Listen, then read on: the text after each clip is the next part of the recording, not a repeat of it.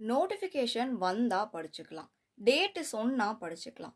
எப்போ அவங்க இதான்ப்பா டேட் இன்னும் 3 மாசம் இருக்கு, 90 நாள் இருக்குன்னு சொன்னக்கப்புறம் புக் எடுத்து வச்சு படிக்கலாம் அப்படின்னு எவ்வளோ பேர் இருக்கீங்க? ஸோ இந்த ஒரு செயல் சரியா? இப்படி நேரத்தை நம்ம தள்ளி போட்டு நோட்டிஃபிகேஷன் வர வரைக்கும் காத்திருந்தா அதனால நமக்கு ஏற்படுறது என்னென்ன அப்படிங்கறத வரிசையா நம்ம பார்க்க போறோம். ஃபர்ஸ்ட் நமக்கு வரது கன்ஃபியூஷன்ஸ். இப்போ நமக்கு ஒரு 6 மாசம் இருக்கு, 7 மாசம் இருக்கு எக்ஸாம் வரதுக்கு. ஆனா இப்போ நம்ம படிக்கல, நோட்டிஃபிகேஷன் வரட்டும், எக்ஸாம் டேட்டை எக்ஸாக்டா சொல்லட்டும்னு வெயிட் பண்ணிட்டு இருக்கோம். சொல்லிட்டாங்க ஒரு 70 நாள் இருக்கு, 80 நாள் இருக்குன்னு சொல்லிட்டாங்கன்னா ஃபர்ஸ்ட் நமக்கு வரது கன்ஃபியூஷன். என்ன படிக்கலாம்? குரூப் 2க்கு படிக்கலாமா, 4க்கு படிக்கலாமா, 4க்கு படித்தா முடிக்க முடியுமா, பொது தமிழ் நிறையா இருக்கே, மேக்ஸ் நிறையா ப்ராக்டிஸ் பண்ணணுமேன்னு சொல்லிட்டு கன்ஃபியூஷன்ஸ் தான் ஃபஸ்ட்டு நமக்கு ஏற்படும். ஏன்னா நமக்கு படிக்கிற காலம் ரொம்ப கம்மியாக இருக்குது அப்படிங்கிறதுனால என்ன படிக்கலாம், எப்படி படிக்கலாம், எது சரியாக இருக்கும், அதுலேயும் சென்ட்ரல் கவர்மெண்ட் படிக்கலாமா இல்லை ஸ்டேட் கவர்மெண்ட் படிக்கலாமான்னு வரைக்கும் கன்ஃபியூஷன்ஸ் வரும். இது ஃபஸ்ட்டு ஸ்டேஜ். செகண்ட் நமக்கு டைவர்ஷன்ஸ். ஃபஸ்ட்டு ஒன்று படிச்சுட்டு இருப்போம், 70 நாள் அப்படின்னு நமக்கு சொல்லிட்டாங்க. 70 நாளில் படித்து முடிச்சிடலாம் அப்படிங்கிற மைண்ட் செட் படிக்க உக்காந்துட்டாலுமே ஒரு 40 நாள் தாண்டிடுச்சு, ஒரு 50 நாள் தாண்டிடுச்சு, இன்னும் பாதி கிணறு கூட தாண்டாமல் படித்து முடிக்காமல் இருக்கோம் அப்படின்னா இந்த எக்ஸாம் இந்த வாட்டி வேலைக்கு ஆகாது, வேறு எக்ஸாம் எழுதலான்னு சொல்லிட்டு என்ன படிச்சுட்டு இருக்கோமோ அதை அப்படியே விட்டுட்டு வேறு எக்ஸாமுக்கு படிக்க போயிடுவோம். பெஸ்ட் எக்ஸாம்பிள் இப்போ டிஎன்பிஎஸ்சிக்கு படிச்சுட்டு இருப்பாங்க. எக்ஸாமுக்கு ஒரு மாதம் 2 மாதம் தான் இருக்கும். அப்போ என்ன சொல்லுவாங்கன்னா, நான் இன்னும் படித்தே முடிக்கலை, இந்த அட்டெம்ப்ட் எனக்கு கிளியர் ஆகாது, ஸோ நான் போயிட்டு பேங்கிங் படிக்கிறேன், பேங்கிங் அடுத்த நோட்டிஃபிகேஷன் வரும்னு சொல்லிட்டு அப்படியே சேஞ்ச் ஆகிட்டு போவாங்க. இதுதான் டைவர்ஷன். இது இப்படி சேஞ்ச் ஆகிட்டு போயிட்டு பேங்கிங்கில் பாஸ் ஆயிடுவாங்களே அப்புறம் என்ன ப்ராப்ளம் அப்படின்னு கேட்டிங்கன்னா கண்டிப்பாக பாஸ் ஆக மாட்டாங்க.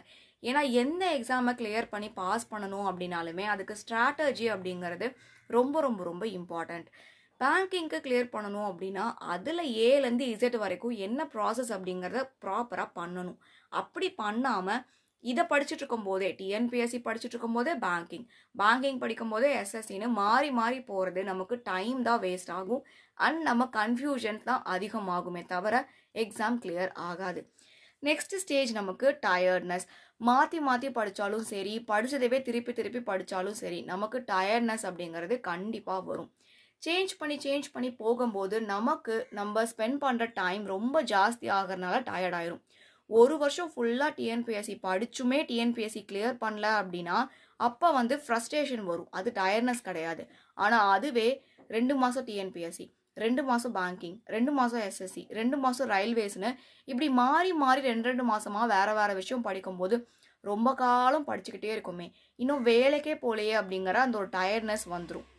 நெக்ஸ்ட் ஸ்டேஜ் நமக்கு டிப்ரெஷன். டயர்ட்னஸ் கூட சேர்ந்து நமக்கு டிப்ரெஷன் வந்துடும். அந்த டிப்ரெஷன் என்னன்னு பார்த்தீங்கன்னா, கழுத வயசு ஆகுது, இன்னும் வேலைக்கு போகலை, இன்னும் வீட்டுக்கு உருப்படியாக ஒன்றும் பண்ணலை, இன்னும் நீ மேரேஜ் பண்ணலை, உன் லைஃப்பை நீ இன்னும் பார்க்கல, நீ இன்னும் பர்சனல் லைஃப்பில் செட்டில் ஆகலை, ப்ரொஃபஷனல் லைஃப்பில் செட்டில் ஆகலைன்னு சுற்றி இருக்கவங்க பேசுகிறத கேட்டு நம்மளால் முடியல போல, நமக்கு தான் எதுவுமே சரியாக அமையலை அப்படிங்கிற டிப்ரெஷனுக்குள்ளே நம்ம வந்துடுவோம். ஸோ ஃபைனல் ரிசல்ட் நமக்கு ஃபெயிலியர். நோட்டிஃபிகேஷன் வந்தால் படிச்சுக்கலாம் அப்படிங்கிறது ஒரு சின்ன விஷயமா நமக்கு தெரியலாம். பட் அது நமக்கு நம்ம லைஃப்பில் இவ்வளோ ஸ்டேஜஸ் நமக்கு கொடுக்குது. அண்ட் இவ்வளோ விஷயங்கள் நமக்கு கொடுத்து நம்மளுடைய health, mental health, physical health and நம்மளோட லைஃப்பையும் ரொம்பவே அஃபெக்ட் பண்ணுது. ஸோ நோட்டிஃபிகேஷன் வந்தால் படிச்சுக்கலாம் அப்படிங்கிற கான்செப்டை விட்டுட்டு இப்போ நீங்கள் இந்த வருஷம் நீங்கள் அட்டெம்ப்ட் எழுதியிருக்கீங்க, 2023ல் எக்ஸாம்ஸ் நீங்கள் எழுதியிருக்கீங்க, அது செல்ஃப் சாட்டிஸ்ஃபைடாக உங்களுக்கு இல்லை, உங்களுடைய பெஸ்ட்டை நீங்கள் கொடுக்கல, ஒரு 70%, 80% தான் நல்லா பண்ணியிருக்கீங்க அப்படின்னா நெக்ஸ்ட் டேலேருந்தே நீங்கள் ஒர்க் அவுட் பண்ண ஸ்டார்ட் பண்ணால் மட்டும்தான் அடுத்தடுத்த வருஷங்களில் வர எக்ஸாமை ரொம்ப ஈஸியாக கிளியர் பண்ண முடியும். இந்த ஒரு வீடியோ உங்களுடைய மோட்டிவேஷ்னல் வீடியோவாக எடுத்துக்கிட்டு பாசிட்டிவாக எல்லா விஷயமும் பண்ணால் கண்டிப்பாக சக்ஸஸ் அப்படிங்கிறது கிடைக்கும். இந்த வீடியோ ஃபுல்லாக பார்த்ததுக்கு தேங்க்யூ. சேனலை சப்ஸ்கிரைப் பண்ணாமல் இருந்தால் சப்ஸ்கிரைப் பண்ணிக்கோங்க, ஃப்ரெண்ட்ஸுக்கும் ரெஃபர் பண்ணுங்கள். டெலகிராம் சேனலில் பிடிஎஃப் மெட்டீரியல் ப்ரொவைட் பண்ணிகிட்ருக்கோம், இம்பார்ட்டன்ட் அப்டேட்ஸ் எல்லாமே கொடுத்துட்ருக்கோம். ஸோ டெலகிராம் சேனல் லிங்க் டிஸ்கிரிப்ஷனில் கொடுத்துருக்கோம், விசிட் பண்ணி பாருங்கள். தேங்க்யூ.